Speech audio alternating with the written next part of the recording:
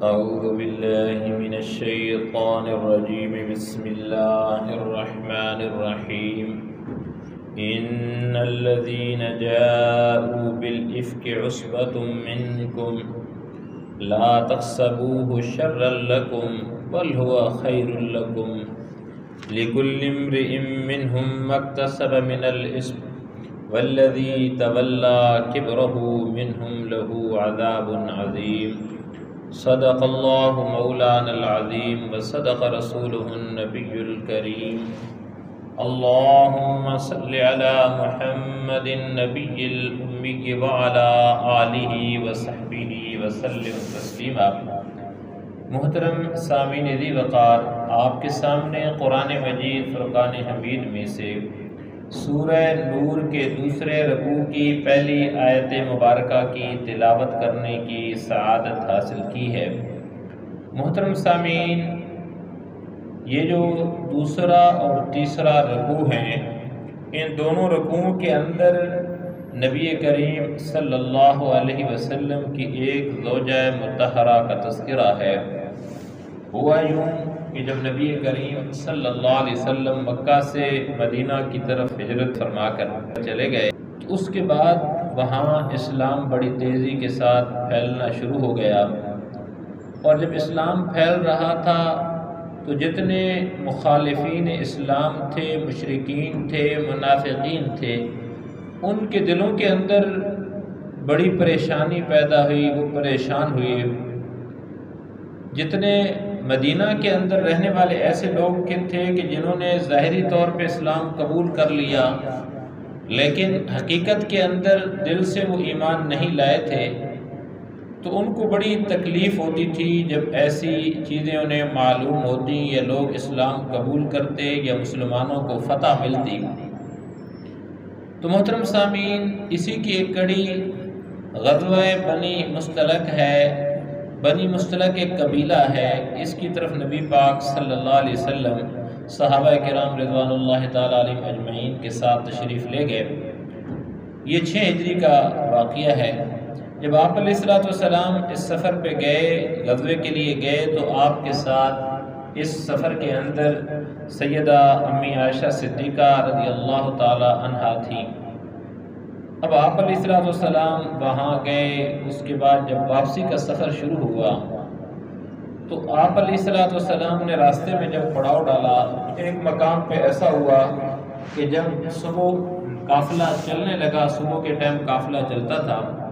اس وقت کہیں اتفاق ایسا ہوا کہ امی عائشہ صدیقہ رضی اللہ تعالی عنہا وہ کہیں قضائے حاجت کے لیے تشریف لے گئے۔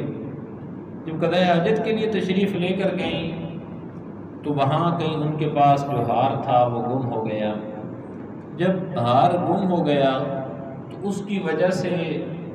وہ بعد میں اسے ڈھونڈنے لگی، جب دیکھا کہ وہ ہار نہیں ہے اس کو ڈھونڈنے لگی۔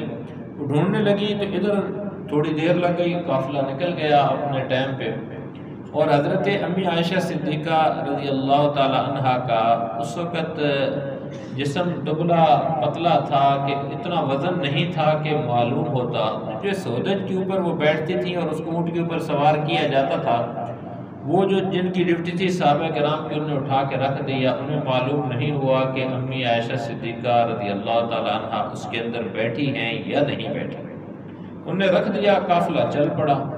بعد میں جب وہ ڈھونڈ کے پہنچی جگہ پہ تو دیکھا قافلہ تو جا چکا ہے۔ اب جب قافلہ جا چکا ہے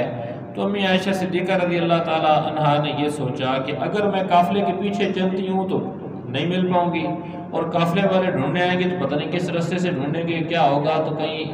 بھٹک ہی نہ جاؤں۔ تو اس کا بہترین طریقہ یہ ہے کہ میں یہاں پہ بیٹھ جاتی ہوں، اور جب قافلے والوں کو پتہ چلے گا کہ اس کے اندر تو نہیں ہے تو وہ دیکھیں گے کہ ہاں فلاں جگہ کے اوپر ہم نے پڑاؤ کیا تھا اور اس وقت وہ گئی تھی، تو ممکن ہے وہ واپس نہ آئی ہوں، تو وہ یہاں تشریف لے آئیں گے۔ انہوں نے یہ سوچ کے تو جو جگہ تھی جہاں قافلے نے پڑاؤ کیا تھا اس جگہ پہ بیٹھ گئے، لیٹ گئی، ان کی آنکھ لگ گئی، جو بھی ہوا۔ اسی طریقے سے اس دور کے اندر یہ ہوتا تھا کہ جہاں قافلے اس طریقے سے سفر کیا کرتے تھے، ایک بندہ ایک مقرر ہوتا تھا کہ جو قافلے کے پیچھے چل رہا ہوتا تھا، اور وہ جب قافلہ وہاں سے اٹھ کے چلا جاتا، پیچھے روشنی کے اندر وہ چیزیں ساری دیکھتا تھا، دیکھ کے کوئی چیز اگر قافلے والوں کی رہ گئی ہے، کوئی سامان رہ گیا، اسے اٹھا کے لے کے آگے قافلے تک پہنچا دیتا تھا۔ تو صفوان بن معطل رضی اللہ تعالیٰ عنہ ایک صحابی تھے، ان کی یہ ذمہ داری تھی۔ وہ جب آئے انہوں نے دیکھا کہ یہ تو اس طریقے سے پہلے تو نظر آیا کوئی سامان پڑا ہے، جب قریب آئے تو دیکھا تو یہ تو امی عائشہ صدیقہ رضی اللہ تعالیٰ عنہا ہیں۔ تو انہوں نے اونٹ پاس آ کے بٹھا دیا اور وہ اس میں بیٹھ گئی۔ انہیں بھی معلوم تھا کہ یہ صحابی کی یہ ڈیوٹی ہے، ان کا پیچھے آنا یہ ذمہ داری ہے۔ تو وہ بیٹھ گئیں اور وہ لے کے آ گئے۔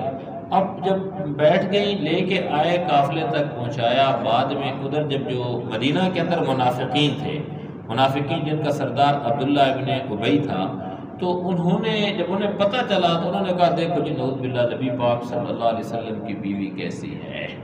نعوذ باللہ نبی پاک صلی اللہ علیہ وسلم کی بیوی کیسی ہے، دیکھو کیا کیا۔ یہ ساری انہوں نے جو باتیں کر سکتے تھے قرآن آگے بیان کر رہا ہے، پورے واقعے کو قرآن نے بیان کیا، یعنی کہ 2 رکوعوں کے اندر پورے واقعے کو اللہ جل شان نے بیان کیا۔ تو انہوں نے باتیں کی کہ جو منافقین کی باتیں تھیں، ان کی باتوں میں 3 سادہ لوگ مسلمان بھی آ گئے۔ حضرت مصطح تھے، وہ آ گئے، جن کا کھانا پینا ساری چیزیں جو ہے وہ غریب آدمی تھے، صحابی تھے، حضرت ابوبکر صدیق دیا کرتے تھے۔ اب جب انہیں پتہ چلا کہ حضرت مصطح بھی یہ بات کر رہے ہیں تو حضرت ابوبکر صدیق رضی اللہ تعالیٰ عنہ نے قسم کھا لی کہ میں اس کو نہیں دوں گا۔ اس کا تذکرہ بھی آ رہا ہے کہ ایسی قسم کھا لو تو اس قسم کے پر عمل کرنا ہے یا نہیں کرنا۔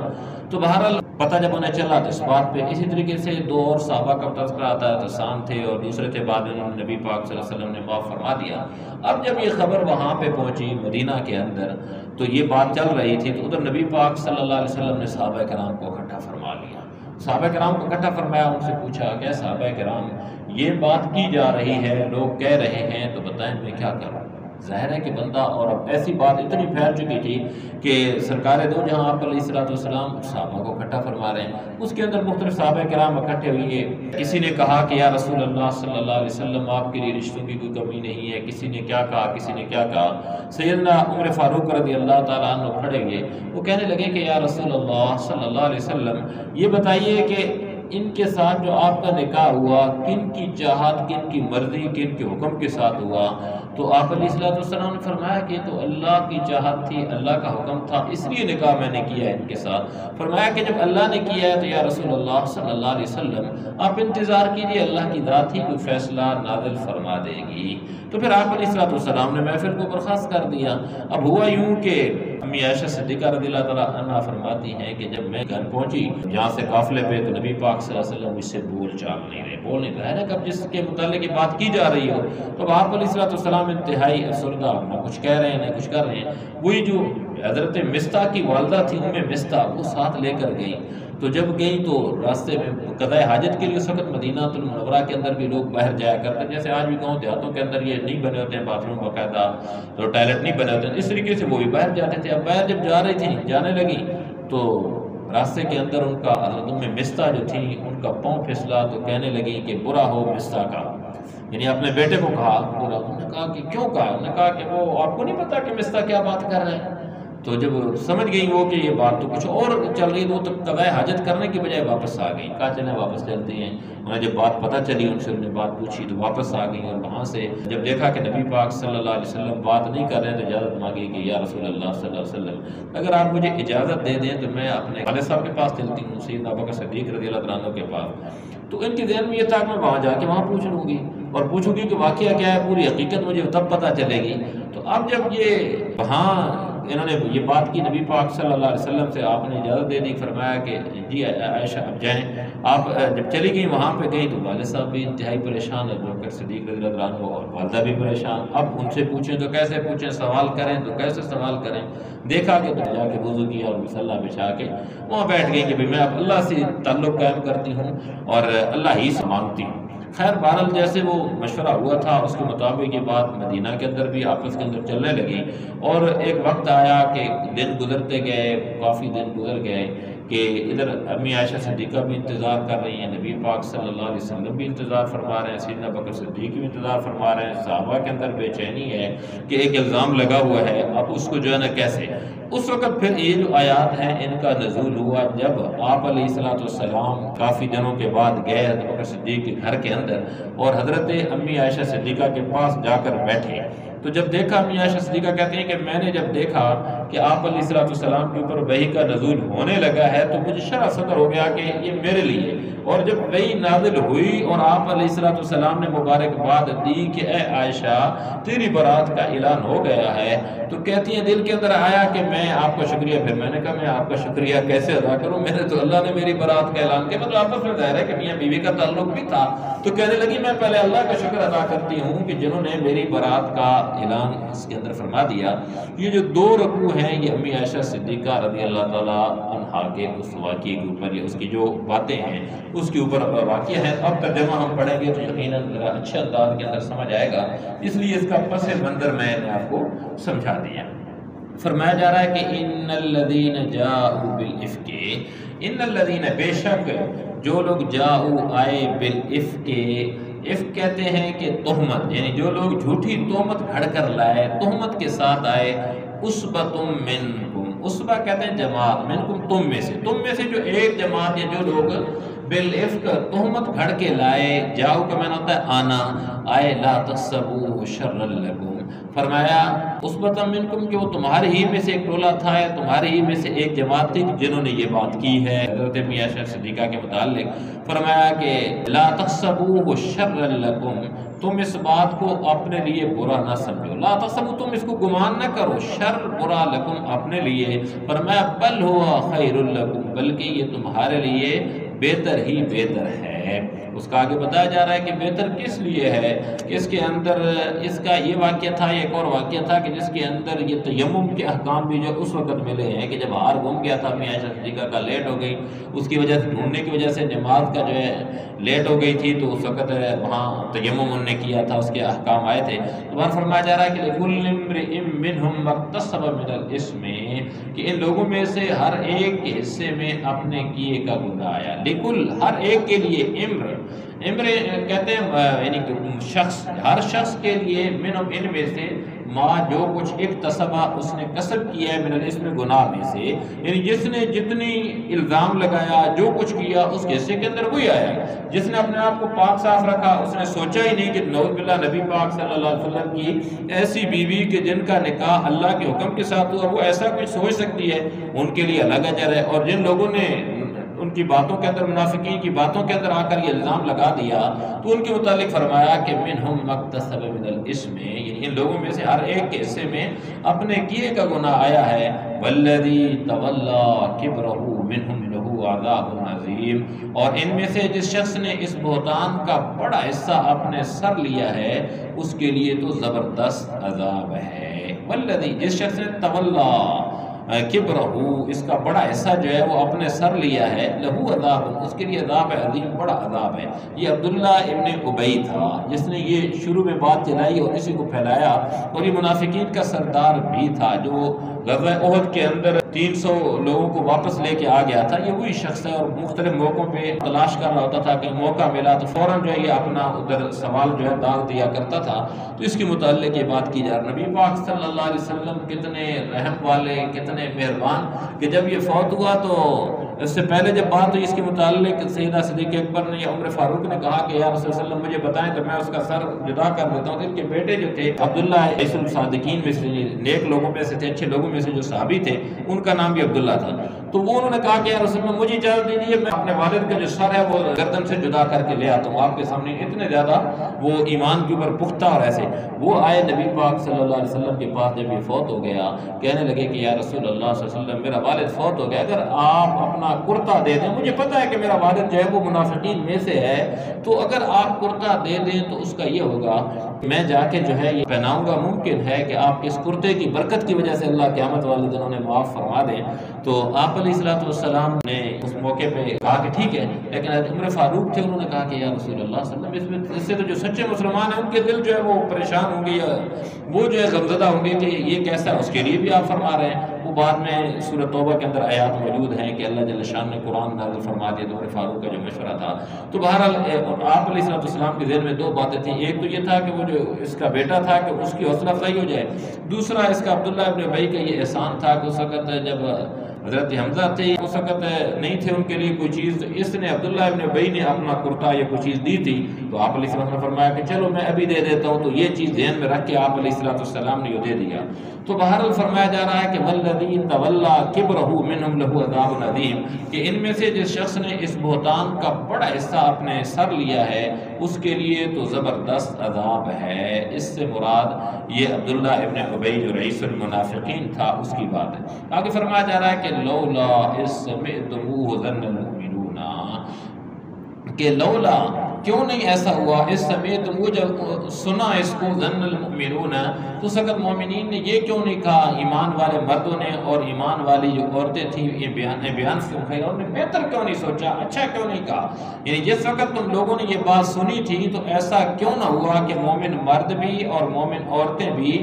اپنے بارے میں نیک گمان رکھتے، یعنی وہ نیک گمان رکھتے کہ بھئی ایسا نہیں ہوا، نبی پاک صلی اللہ علیہ وسلم کی وجہ مطہرہ ہے، انہوں نے ایسا اس وقت کیوں نہیں کیا کہ جب بھی انہوں نے اس بات کو سنا تو انہیں چاہیے تھا کہ وہ بہتر جو ہے بِأَنْسٍ خَيْرًا بہتر گمان رکھتے۔ فرمایا وَقَالُوا هَذَا إِفْكٌ مُبِينٌ، اور کہہ دیتے کہ یہ کھلم کھلا جھوٹ ہے، ہذا یہ افک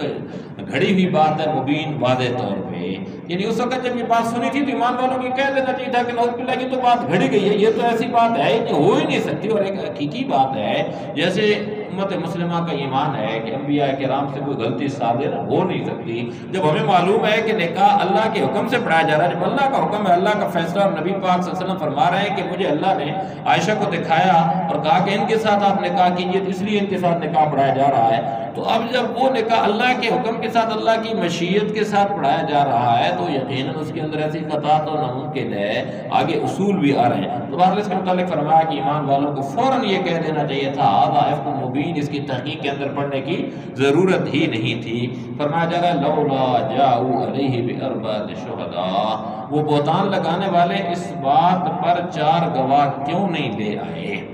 پچھلے رکوع کے اندر یہ بات گزری ہے کہ جب کبھی ایسا معاملہ ہو تو 4 گواہ لانے، اگر 4 گواہ نہیں لگائیں گے تو حد قذف لگے گی، 4 گواہ نہیں لائیں گے تو انہیں جھوٹا سمجھا جائے گا۔ تو یہاں اب ان کے اوپر اگر انہوں نے کہا نعوذ باللہ کہ نبی پاک صلی اللہ علیہ وسلم کی یہ بیوی ایسی ہے، تو انہیں چاہیے تھا کہ اس کے اوپر 4 گواہ لاتے، ان کے پاس ایک گواہ بھی نہیں تھا، انہوں نے تو ظن کیا، قیاس کیا کہ کیونکہ وہ پیچھے صفوان بن معطل تھے، نعوذ باللہ ان کے اوپر انہوں نے الزام لگا دیا، ادھر کہاں سرکار دو جہاں آپ علیہ السلام کی زوجہ مطہرہ امہات المومنین، اور کہاں وہ صفوان بن معطل نبی پاک صلی اللہ علیہ وسلم کے غلام صحابی، تو ان کے اوپر یہ بات لگا دینا یہ کتنی جو ہے سخت جرم ہے۔ بل فرمایا جا رہا ہے کہ لولا جاؤ علیہ باربعۃ شہداء، کہ وہ بہتان لگانے والے اس بات پر 4 گواہ کیوں نہیں لے آئے، فَإِذْ لَمْ يَأْتُوا بِالشُّهَدَاءِ، اب جب کہ وہ گواہ نہیں لائے، فَإِذْ پس جب لم نہیں یاتوا لائے بِالشُّهَدَاء گواہ، فرمایا فَأُولَٰئِکَ عِندَ اللَّهِ هُمُ الْكَاذِبُونَ، تو اللہ کے نزدیک وہی جھوٹے ہیں، فَأُولَٰئِکَ یہی لوگ عند اللہ، اللہ کے ہاں ہم وہ الکاذبون جھوٹے ہیں، جھوٹ بولنے والے۔ شرط یہ تھی کہ 4 گواہ ہوں گے تو سچ ہے، 4 گواہ نہیں ہیں تو وہ جھوٹے ہوں گے، ان کے اوپر حد قذف لگے گی، جس کے متعلق یہ بات کی جا رہی ہے۔ پھر فرمایا جا رہا ہے کہ وَلَوْلَا فَضْلُ اللَّهِ عَلَيْكُمْ وَرَحْمَتُهُ فِي الدُّنْيَا وَالْآخِرَةِ، اور اگر تم پر دنیا اور آخرت میں اللہ کا فضل اور اس کی رحمت نہ ہوتی، ولولا، اور اگر نہ ہوتی، فضل اللہ، اللہ کا فضل، علیکم تمہارے اوپر، ورحمت، اور اس کی رحمت، فی الدنیا دنیا میں، والآخرہ اور آخرت میں، لمسکم فیما افضتم فیہ عذاب عظیم، فرمایا جا رہا ہے جن باتوں میں تم پڑ گئے تھے ان کی وجہ سے تم پر اس وقت سخت عذاب آ پڑتا، لمسکم تمہیں چھو لیتا، فیما افضتم اس وجہ سے جس میں تم پڑ گئے تھے، فیہ عذاب عظیم، بڑا عذاب تمہیں چھو لیتا، پہنچ جاتا، کس وجہ سے کہ جن باتوں میں تو یہ اللہ کا فضل تھا، نہیں تو اللہ جل شانہ کی ذات سب کے اوپر عذاب لے آتی جن نے یہ باتیں کی تھیں، یہ اللہ کا فضل تھا، اللہ کی رحمت تھی کہ اللہ نے عذاب نہیں بھیجا، اس کے متعلق یہ بات کی جا رہی۔ اور پھر فرمایا جا رہا ہے کہ اذ تلقونہ بألسنتکم، جب تم اپنی زبانوں سے اس بات کو ایک دوسرے سے نقل کر رہے تھے، اس تلقونہ جب تم اس بات کو ڈال رہے تھے، بألسنتکم اپنی زبانوں کے ساتھ، جب بات تمہاری زبانوں کے اوپر چل رہی تھی، وتقولون بأفواہکم، اور اپنے منہ سے وہ بات کہہ رہے تھے، ما لیس لکم بہ علم، ما نہیں، لیس اس کا معنی نہیں آتا لکم تمہارے لیے بھی علم، اس کا علم، یعنی ایسی بات تمہارے منہ سے کہی جا رہی تھی جس کا تمہیں علم بھی نہیں تھا، یعنی اسی بات کہی جا رہی تھی، فرمایا وَتَحْسَبُونَهُ هَيِّنًا، اور تم اس بات کو معمولی سمجھ رہے تھے، وَتَحْسَبُونَ، اور تم گمان کر رہے تھے، هَيِّنًا، اس بات کو معمولی سمجھ رہے تھے، وَهُوَ عِندَ اللَّهِ عَظِيمٌ، حالانکہ اللہ کے نزدیک وہ بڑی سنگین بات تھی۔ تو اب یہ جو بات ہے معاشرے کے اندر بے حیائی یا برائی یا یہ جو چیز چلتی ہے، اس کو معمولی بات سمجھا جاتا ہے۔ لوگ کہتے رہتے ہیں ہاں جی وہ فلاں کے گھر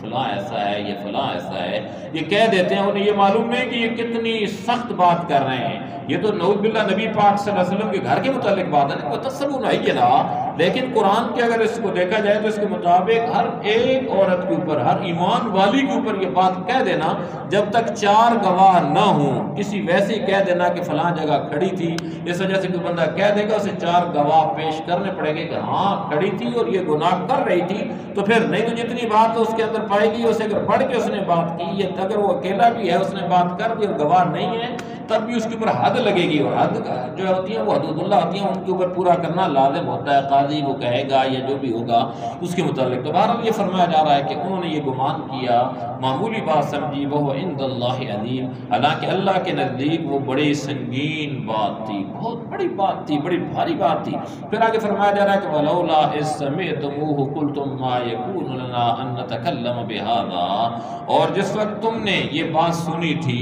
تو اسی وقت تم نے یہ کیوں نہیں کہا، لولا، کیوں نہیں ایسا ہوا، اس سمیتمو، جب تم نے اس کو سنا، تم نے یہ کیوں نہیں کہا، ما یکون لنا ان نتکلم بہذا، کہ ہمیں کوئی حق نہیں پہنچتا کہ ہم یہ بات منہ سے نکالیں، ما یکون نہیں ہے لنا ہمارے لیے، ان نتکلم یہ کہ ہم گفتگو کریں، بہذا اس کے متعلق، یعنی اب نبی پاک صلی اللہ علیہ وسلم کے متعلق ہم بات کریں، ہمارے پاس گواہ بھی نہیں ہے، اور پھر ہم نعوذ باللہ یہ بات کریں۔ فرمایا سبحانک ھذا بہتان عظیم، یا اللہ آپ کی ذات ہر عیب سے پاک ہے، یہ تو بڑا زبردست بہتان ہے، سبحانک ہے، اے اللہ تو پاک ہے، ھذا بہتان عظیم، یہ تو بہت بڑا بہتان ہے۔ انہوں نے بڑا بہتان لگایا جن لوگوں نے یہ بات کی اس کے متعلق۔ پھر آگے فرمایا جا رہا ہے کہ یعظکم اللہ ان تعودوا لمثلہ ابدا ان کنتم مؤمنین، یعظکم اللہ، اللہ تمہیں نصیحت کرتا ہے، ان تعودوا لمثلہ، کہ پھر کبھی ایسا نہ کرنا، تعودوا آدھا یہودو میں لوٹنا، کہ پھر نہ لوٹنا، لمثل ایسی بات ہے، دوبارہ کبھی ایسی بات نہ کرنا، ایسا سوچنا نہیں اس کے متعلق، ابداً کبھی بھی، ان کنتم مؤمنین، اگر تم واقعی مومن ہو۔ اب یہ کہا جا رہا ہے کہ جو غلطی ہو گئی، جن نے توبہ کر لی، اب ظاہر ہے کہ وہ بھی صحابہ تھے 3 جنہوں نے یہ بات کی تھی، اور فرمایا جا رہا ہے کہ اللہ تمہیں نصیحت کرتا ہے کہ پھر کبھی ایسا نہ کرنا، اگر تم واقعی مومن ہو، اگر ایمان والے ہو، تو پھر دوبارہ ایسی بات نہ کرنا ہے، نہ تم نے سوچنا ہے، یہ ساری بات اس کے متعلق فرمائی جا رہی ہے۔ اور پھر فرمایا جا رہا ہے کہ وَيُبَيِّنُ اللَّهُ لَكُمُ الْآيَاتِ وَاللَّهُ عَلِيمٌ حَكِيمٌ، اور اللہ تمہارے سامنے ہدایت کی باتیں صاف صاف بیان کر رہا ہے، یبین کھول کھول کے، اللہ لکم تمہارے لیے، الآیات، آیات کو اللہ کھول کھول کے بیان کر رہا ہے، ہدایت کی باتوں کو اللہ کھول کھول کے تمہارے سامنے بیان کر رہا ہے۔ اور واللہ علیم حکیم، اللہ جل شان علیم جانتے بھی ہیں، حکیم حکمت والے بھی ہیں۔ اب اللہ کی ذات جانتی ہے کہ کون کیا کرے گا، اللہ کو تسلاکی کا بھی علم تھا، لیکن اللہ حکیم ہے کہ اس سے کیا کیا چیزیں عقب ہونی تھی، کن کن لوگوں کی چھان بین ہونی تھی، کیا کچھ پتہ چلنا تھا، یہ ساری باتیں اللہ کی اپنی حکمت ہے کہ اللہ کیوں ایسا ہونے دیتے ہیں، کیوں اللہ نے پہلے نہیں روکا، یہ ساری بات، اور اللہ کے محبوب کے اوپر پریشانی آئی، امت کے اوپر پریشانی آئی، یہ ساری باتیں اللہ کی حکمت ہیں۔ پھر فرمایا جا رہا ہے کہ ان الذین یحبون ان تشیع الفاحشۃ فی الذین آمنوا لهم عذاب علیم، ان الذین، بے شک جو لوگ، یحبون پسند کرتے ہیں، ان تشیع الفاحشۃ، تشیع کے پھیلانا، الفاحشہ بے حیائی کو، جو لوگ پسند کرتے ہیں کہ وہ بے حیائی کو پھیلائیں، فی الذین، ان میں سے، آمنوا، جو ایمان والے ہیں، لہم عذاب علیم، ان کے لیے دردناک عذاب ہے، فی الدنیا، دنیا میں، والآخرہ، اور آخرت میں، واللہ یعلم، اور اللہ جانتا ہے، وانتم لا تعلمون، تم نہیں جانتے ہو۔ اب یہاں یہ بات فرمائی جا رہی ہے کہ یاد رکھو کہ جو لوگ یہ چاہتے ہیں کہ ایمان والوں میں بے حیائی پھیلے، اب چاہتے جو ہیں وہ بے حیائی پھیلے سے مراد اس کا تذکرہ کرتے ہیں۔ آج یہ جو ان الذین یحبون تشیع الفاحشہ، اس کے اندر ایک بڑی بھاری اور سخت بات ہے کہ آج ہم کیا کرتے ہیں کہ ایک تصویر شائع کر دی، موبائل کے اندر چل رہی ہے، موبائل کو ہم نے لیا، اس کے اندر صرف ہم نے اس کو لائک کر دیا، اس کو ہم نے آگے سینڈ کر دیا، اور مختلف تصویریں ہوتی ہیں، اور کوئی ایسی پوسٹیں اکثر کہ وہ بغیر تصویروں کے نہیں چلتی ہیں۔ آج تو سوشل میڈیا کے اوپر تو خبروں والوں نے بھی، جو میڈیا والے اور یہ ہے اپنا مختلف چینل ہیں، وہ بھی ایسی کے اوپر جھوٹی خبر لگاتے ہیں کہ تاکہ دیکھنے والا لازمی ہمارے اس چینل کو دیکھے۔ ایک اس کا تھوڑی سی بات ہوتی ہے وہ لگاتے ہیں تاکہ کوئی بندہ بھی اٹریکشن اس کے اندر پیدا ہو اور فوری وہ اس کی طرف آ جائے، اور اس میں کیا ہوتا ہے کہ آگے جا کھول کے دیکھیں تو گناہ کی باتیں ہیں۔ تو لہذا کسی چیز کے اندر یہ اس میڈیا کے اندر دیکھنا تب بھی اگلے کو فائدہ ہے اور وہ پھیلنے کا باعث ہے، وہ وائرل ہو جائے گی۔ وائرل کب ہوگی؟ کہ جب زیادہ لوگ دیکھیں گے، ہم دیکھیں گے۔ اس لیے کوشش کریں کہ ہر ایسی چیز کہ جس کے اندر گناہ کی بات ہے اس کو دیکھیں بھی نہیں۔ ہمارا اسے دیکھنا کوئی مقصود ہی نہیں ہے نا، ہم دیکھ رہے ہیں اپنی صرف مطلب کی بات اس کے اندر دیکھیں جو ہمارے لیے ضروری ہے، فائدے کی بھی چیز ہے، لیکن جو بات ضروری نہیں ہے، جو غلط قسم کی چیز ہے، اس کو مت دیکھیں۔ اگر ہم آگے کسی کو فارورڈ نہیں کریں گے، صرف دیکھیں گے، تب بھی میری وجہ سے وائرل ہوگی۔ اور میں ان الذین یحبون ان تشیع الفاحشہ کہ اسلامی معاشرے کے اندر یا مسلمانوں کے اندر اس چیز کو پھیلانے کو گویا پسند کر رہا ہوں، یعنی اس کا حصہ بن رہا ہوں، جس سے بچنا ہے ہمیں۔ اس کے متعلق فرمایا جا رہا ہے کہ جو لوگ اس چیز کو پسند کرتے ہیں کہ ایمان والوں کے اندر کیا کریں گے، بے حیائی کو، عریانی کو، فحاشی کو، بری باتوں کو پھیلائیں گے، ان کے متعلق فرمایا جا رہا ہے کہ لہم عذاب علیم، ان کے لیے دردناک عذاب ہے۔ ان کے لیے بھی تھا، لیکن یہ کہ قرآن تو قیامت تک آنے والے لوگوں کے لیے نا، لہذا آج کے دن کے اندر بھی اور کل قیامت تک آنے والے جتنی انسانیت ہے اس کے اندر جیسے بھی یہ اسباب آ جائیں، ذرائع آ جائیں، ان کو استعمال کر کے کوئی بے حیائی، برائی، فحاشی کو پھیلاتا ہے تو اس کے متعلق فرمایا جا رہا ہے کہ ان کے لیے دردناک عذاب ہے۔ پھر دنیا کے اندر، اب دنیا کے اندر کیسے عذاب ہے؟ دنیا کے اندر عذاب یہ ہے کہ اس کے گھر کے اندر بے برکتی ہوگی، بے چینی ہوگی، بے قراری ہوگی، بے حیائی عام ہو جائے گی، زندگی کے اندر سکون جو ہے وہ چھن جائے گا، ختم ہو جائے گا، آپس کے اندر نفرتیں پروان چڑھیں، یہ ساری چیزیں آ چکی ہیں ہمارے معاشرے کے اندر اور ہم سمجھ نہیں رہے کس وجہ سے آ رہی ہیں، اسی وجہ سے آ رہی دنیا کے اندر۔ اور پھر فرمایا جا رہا ہے کہ والآخرہ، اور آخرت کے اندر بھی عذاب ہے اس چیز کا، یہ نہیں کہ دنیا کے اندر، آخرت کے اندر بھی عذاب ملے گا۔ اور فرمایا کہ واللہ یعلم، بندہ نہیں سمجھتا لیکن اللہ کی ذات جانتی ہے اور تم نہیں جانتے، تمہیں معلوم نہیں ہے جس چیز کو پھیلا رہے ہو، اس چیز کے متعلق تمہیں احساس نہیں، ادراک نہیں، لیکن اللہ کی ذات جانتی ہے۔ پھر آگے فرمایا جا رہا ہے ولولا فضل اللہ علیکم ورحمتہ وان اللہ رؤوف رحیم، ولولا، اور اگر نہ ہوتا فضل اللہ، اللہ کا فضل، علیکم تمہارے اوپر، ورحمتہ اور اس کی رحمت، وان اللہ رؤوف رحیم، بے شک اللہ جل شانہ رؤوف محبت کرنے والا، رحیم اور رحم کرنے والا ہے۔ اور اگر یہ بات نہ ہوتی کہ اللہ کا فضل اور اس کی رحمت تمہارے شامل حال ہے اور اللہ بڑا شفیق، بڑا مہربان ہے، تو تم بھی نہ بچتے،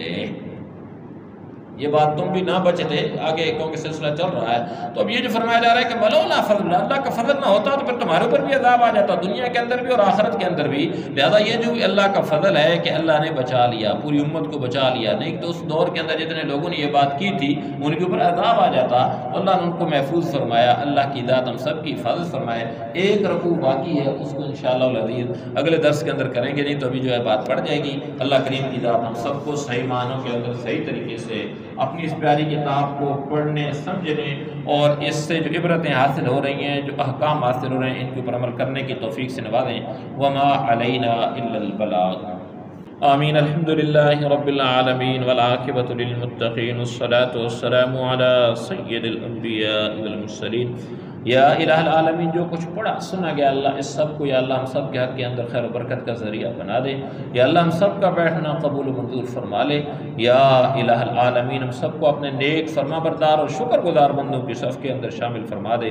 یا الہ العالمین ہماری تمام خطاؤں کو معاف فرما دے، بقیہ زندگی اپنے احکام اور اپنے پیارے محبوب کے پیارے پیارے طریقوں کے مطابق گزارنے کی توفیق سے نواز دے، یا اللہ ہمارے تمام مسلمان مرحومین کی مغفرت فرما دے، یا اللہ ہمارے تمام بیماروں کو شفائے کاملہ عاجلہ مستمرہ نصیب فرما دے، یا اللہ ہم سب کے تمام مسائل کو حل فرما دے، ہماری تمام پریشانیوں کو دور فرما دے، عافیت والا معاملہ نازل فرما دے، یا اللہ ہماری پوری زندگی کے اندر خیر و برکت ڈال دے، یا اللہ ہم سب کے دلوں کے اندر جو نیک و جائز تمنائیں، مرادیں، حاجتیں، اللہ ان کو تو اپنے غیب کے خزانوں سے پورا فرما دے، یا الہ العالمین ہم سب کو دونوں جہانوں کی کامیابی نصیب فرما دے، یا اللہ اپنی رضا کا پروانہ نصیب فرما دے یا الہ العالمین۔ ہم سب کو ہر قسم کی آفات و بلیات اور جتنے اچانک وقوع پذیر ہونے والے حادثات ہیں ان سب سے ہم سب کی پوری امت مسلمہ کی حفاظت فرما لے یا الہ العالمین۔ ہم سب کے پر تو اپنا خصوصی اور مزید رحم و کرم والا معاملہ نازل فرما